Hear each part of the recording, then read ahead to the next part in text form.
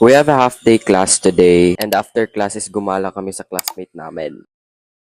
The most memorable kan. So first, of course, lagi yung siyang late, kaya bahala na yan siya. Alam nyo guys, matagal na tong video na to, and ngayon ko lang siya na-edit. So after ko mag-sunscreen, ayan.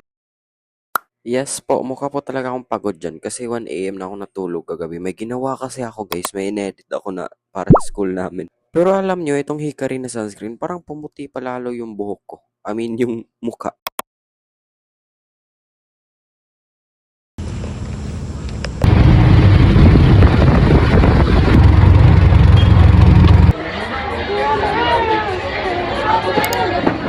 I don't know guys, pero feel ko ito yung exam namin. Pero anyways, after namin dyan, naghihintay na lang kami mag-open yung gate.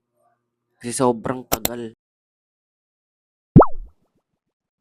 And then, ayun, sumakay na kami. Alam nyo, kasya talaga kaming lahat dyan. And hindi kami lahat sumama. Like, not,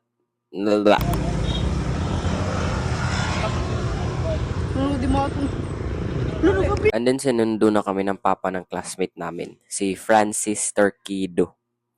Ayan siya. Ay, hindi pala yan siya. Hello.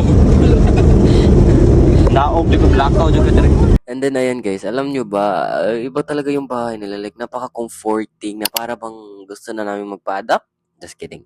Anyways, nagluto kami ng 5 pieces na pancit canton yata. Ayan.